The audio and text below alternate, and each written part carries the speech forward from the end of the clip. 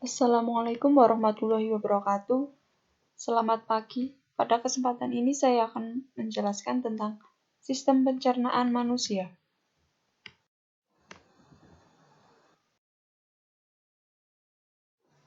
Sistem pencernaan manusia adalah sistem yang membantu dalam mencerna makanan untuk menghasilkan energi bagi seluruh anggota tubuh. Selepas makanan masuk ke dalam tubuh melalui mulut, makanan akan melalui berbagai proses dalam tubuh hingga nantinya makanan tersebut akan diubah menjadi zat atau energi yang berguna untuk tubuh, juga menjadi kotoran.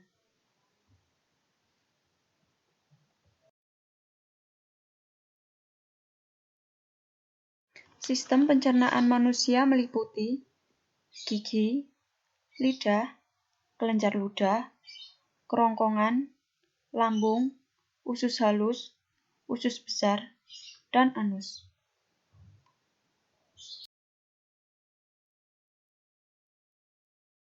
Sistem pencernaan yang pertama yaitu gigi. Gigi memiliki fungsi sebagai proses pencernaan mekanik. Fungsi utama gigi yaitu guna menghancurkan makanan kasar menjadi molekul yang lebih lembut. Gigi terbagi ke dalam 3 bagian, yaitu gigi seri, gigi taring, dan gigi geraham. Gigi seri. Gigi seri ini mempunyai permukaan yang berbentuk kapak. Fungsi utama dari gigi seri yaitu untuk memotong-motong makanan. Gigi taring. Gigi taring ini mempunyai bentuk yang runcing menyerupai tombak. Karena bentuknya yang runcing itulah, fungsi utama dari gigi taring yakni untuk merobek makanan. Gigi geraham. Gigi geraham merupakan salah satu jenis gigi yang memiliki fungsi dalam mengunyah makanan. Gigi geraham mempunyai permukaan yang lebar serta bergelombang. Selanjutnya yaitu lidah. Lidah adalah salah satu organ yang masuk dalam kategori indera manusia, yaitu sebagai indera perasa. Lidah memiliki fungsi sebagai pengatur posisi makanan pada waktu di dalam mulut. Lidah terbagi menjadi 4 bagian kelompok, yaitu untuk merasakan rasa manis, asin, asam, dan pahit. Untuk merasakan rasa manis, terdapat di bagian ujung lidah. Untuk merasakan rasa asin, terdapat di bagian tepi depan lidah. Untuk merasakan rasa asam, terdapat di bagian samping lidah. Dan untuk merasakan rasa pahit, terdapat di bagian belakang lidah.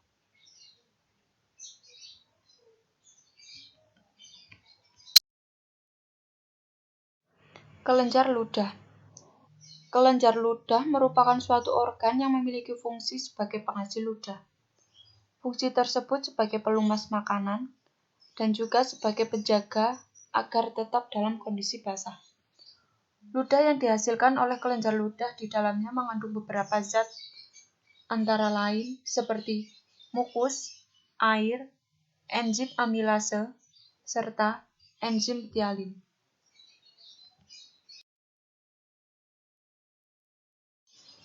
Kerongkongan. Kerongkongan merupakan suatu organ yang berperan sebagai penyalur makanan dari mulut menuju arah lambung. Kerongkongan terbagi menjadi 2 macam, yaitu faring dan esofagus. Faring. Di dalam faring terdapat suatu bagian penting pada sistem pencernaan, yakni klep epiglotis. Bagian tersebut mempunyai peran untuk mengatur perjalanan makanan antar makanan tersebut supaya tetap berada di dalam kerongkongan, supaya makanan tersebut tidak masuk ke dalam saluran lain, seperti saluran pernafasan atau laring. Esofagus. Esofagus merupakan suatu organ yang mempunyai bentuk menyerupai tabung yang lurus, serta mempunyai otot dan juga dinding yang tebal. Pada kerongkongan juga terdapat suatu gerakan meremas yang terjadi akibat adanya konstruksi dari otot kerongkongan. Selanjutnya yaitu lambung. Lambung mempunyai dinding yang terbentuk dari adanya otot-otot polos yang berfungsi sebagai pengurus makanan, sehingga makanan itu bisa bercampur dengan getas lambung. Proses dari penghancuran makanan nantinya akan dilakukan secara kontraksi oleh otot lambung yang berlangsung secara mekanik. Tidak hanya itu, proses pencernaan di dalam lambung juga dibantu oleh berbagai enzim yang dihasilkan oleh lambung.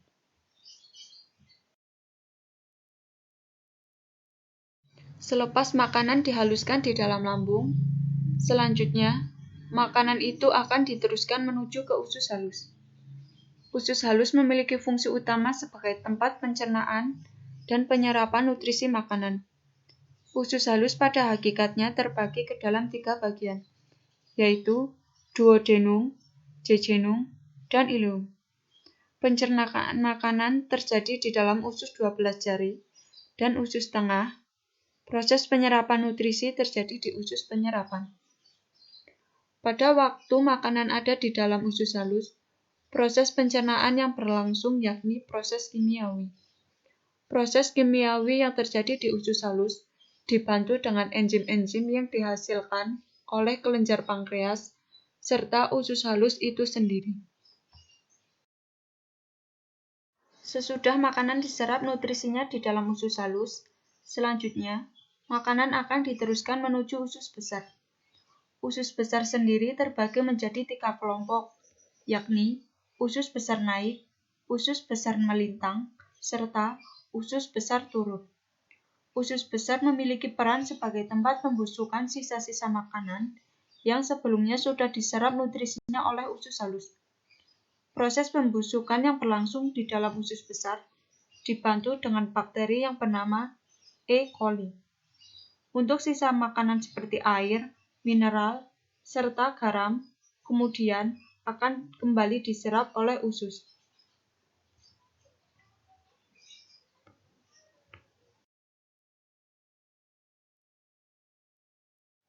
Sistem pencernaan manusia yang terakhir yaitu anus.